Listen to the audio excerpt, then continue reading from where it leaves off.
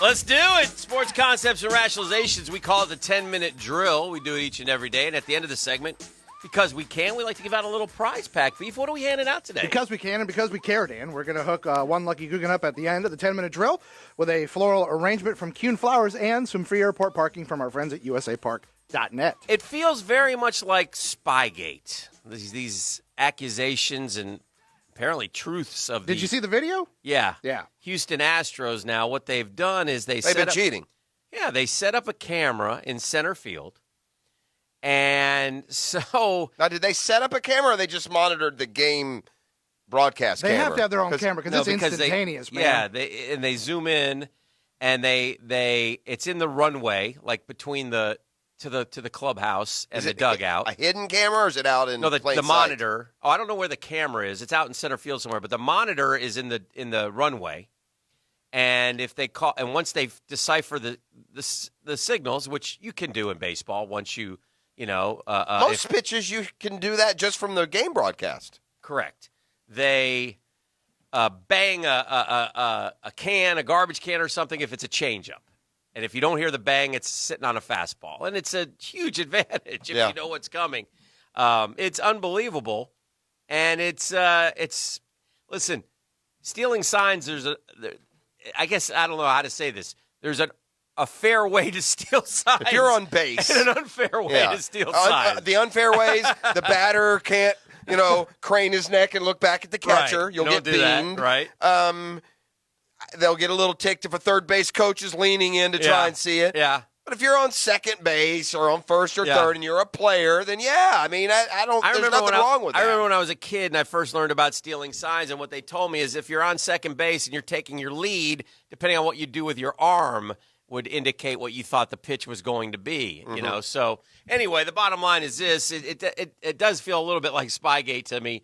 And the Astros have been doing it since 2017. I think this should affect their legacy. So with all they're their cheaters, with all their cutting, again, this kind of reminds me too of Golden State with this great championship culture we built with all this great, because the Astros take these pictures, right, and they have all these cameras and they work on the rotation of the baseball, the spin rates and those type things, and they get these pictures better because we do it better than anybody else. Well, you cheat better than anybody else too, ultimately. This is a bad one. There should be some penalties here. Yeah. I mean, that's just way above and beyond. Look, I thought that was interesting. You could argue that if you're a Yankee fan, you're ticked too. Well, I would say before I start feeling sorry for other teams, I'd be shocked if there's not a large degree of this going on with every team, whether it's off just the monitor, just the TV. Mm-hmm. I mean, that center field camera catches, we see it, Dan, what the catcher's doing,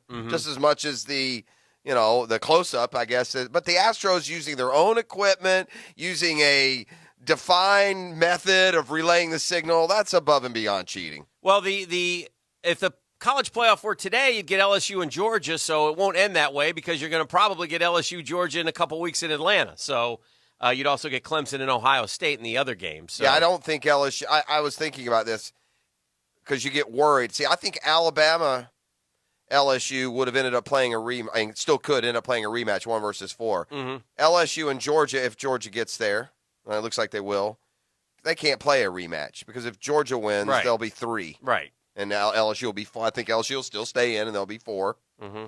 I think what this rating showed me, Hick, is that the committee is caring right now more about who you've beaten than who you lost to. Yes. Because Georgia's loss was pathetic. Right. That should... But Alabama hasn't beaten anybody. Georgia has beaten and Notre again, Dame and this is where you're not allowed, I guess, to be subjective. You and I both know that if Notre Dame rolled into Tuscaloosa, Alabama certainly would beat them. Mm-hmm. And if Alabama played Florida on a neutral field, Alabama would certainly beat them. But you can't just assume. You got to go by what they've done. But I read something in the Miami Herald fascinating to me that if Miami wins out, Miami would be 8-4. There is a opportunity for them to play in the Orange Bowl. What about a Florida rematch? We don't want that. Right now, if the playoffs were today, Florida would be on the outside looking in, would not be in the New Year's Day 6, which is hard for me to Florida figure. is another one that if they win, they're going to move up. There's those teams in front of them are going to lose some. Yeah. Well, right now they say Penn State would play Wake Forest. and Wake Forest is about to lose its third game of the year this weekend. Riley report tomorrow. Oregon would play Minnesota in the Rose Bowl, and Alabama would play Oklahoma in the Sugar Bowl. Yeah, there's going to be some losses, though. Minnesota is going to lose their way out of a New Year's Bowl. But anyway, if the playoffs were today. So anyway, they announced the college football playoff next week. And it's all fluid, so it really doesn't matter a whole lot. This week makes more sense to me, and I don't even give me – just give me the top 10, too, by the way. Why do I need top 25 playoffs, Danny? Yeah. I know there are some reasons for some of the other bowl assignments, so I get that. But I was much more in agreement with this week's rankings than last week. Colin Kaepernick is going to have a strange workout Saturday, and I don't know enough speculation here, but it seems like the NFL is up to something.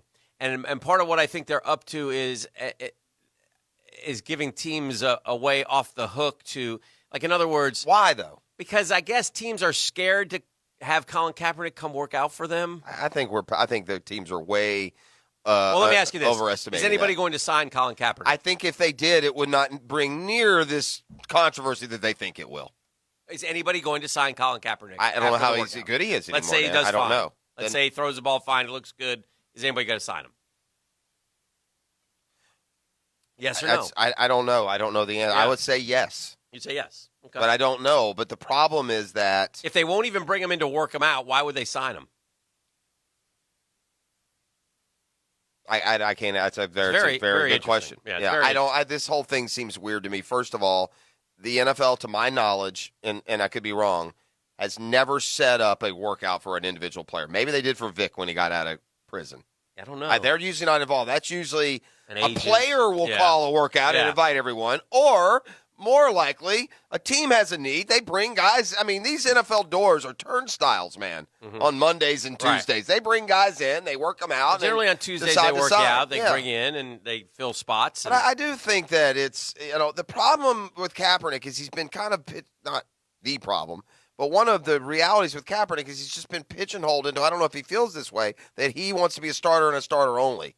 That seemed to, even when it was more of a hot-button issue, that seemed to be defining why he wasn't getting signed. I think I remember the Seahawks saying to the effect of, well, we were going to sign him, but this guy's got starter talent, That's the biggest lie I've ever heard. If a guy will sign with you and he's got starter talent to be your backup, then he'll be your backup. It's like out of nowhere, the NFL called Kaepernick and said, all right, here's the deal. You can work out Saturday in Atlanta, yes or no. We need to know by 4 o'clock. That's a what?